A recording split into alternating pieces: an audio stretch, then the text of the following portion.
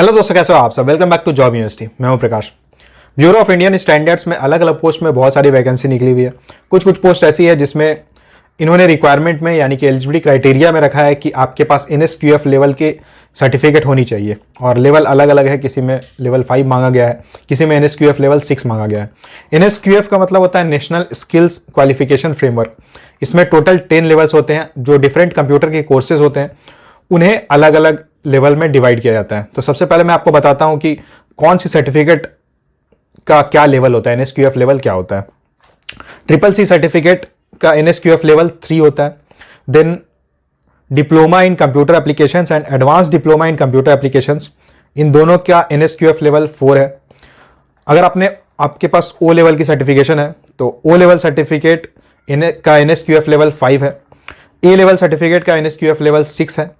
और post graduate diploma in computer applications PGDCA, इसका NSQF level 5 है। इसके अलावा अगर बात करें diploma in computer aided accounting, तो इसका NSQF लेवल 4 है। अगर बात करें कि BIS के अलग अलग पोस्ट में क्या NSQF लेवल रिक्वायर्ड है, तो ASO के लिए लेवल 6 मांगा गया है। PA यानी पर्सनल असिस्टेंट के लिए लेवल 6 मांगा गया है। स्टेनोग्राफर के लिए लेवल 5 मांगा गया है, यानी कि NSQF लेवल 5 आपके पास होनी चाहिए।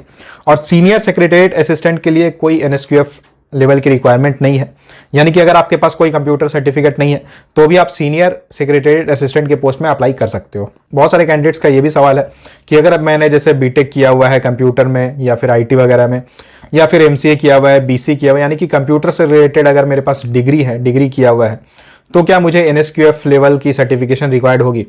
तो देखिए, पिछली बार यानी कि 2020 में भी इसकी नोटिफिकेशन रिलीज की गई थी, जिसमें इन्हीं सारे पोस्ट में वैकेंसी आई थी। उसमें भी उन्होंने NSQF लेवल की डिमांड की थी, और उस समय उन्होंने यही बात कही थी कि आपकी डिग्री कोई भी हो, उससे उन्हें कोई फर्क नहीं पड़ता है, आपके पास NSQF लेवल की सर्टिफिकेशन होनी चाहिए तो ही आप अप्लाई करने के लिए एलिजिबल हो। हालांकि अब इस बार कुछ चेंजेस वगैरह किए गए हैं या नहीं किए गए हैं, ये आपको तभी पता चल सकती है जब ऑनलाइन रजिस्ट्रेशन स्टार्ट हो जाएंगे। ऑनलाइन रजिस्ट्रेशन कल यानी कि 19 से स्टार्ट हो जाएगी, तब आपको पता चल जाएगा कि एक्चुअल में उनकी क्या रिक्वायरमेंट है।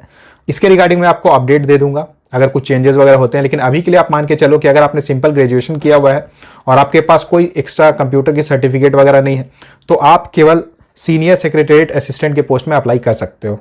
और एक इंपॉर्टेंट बात कि अगर आपने ग्रेजुएशन कंप्लीट किया हुआ है तो ही आप यहाँ अप्लाई करने के लिए एलिजिबल हो।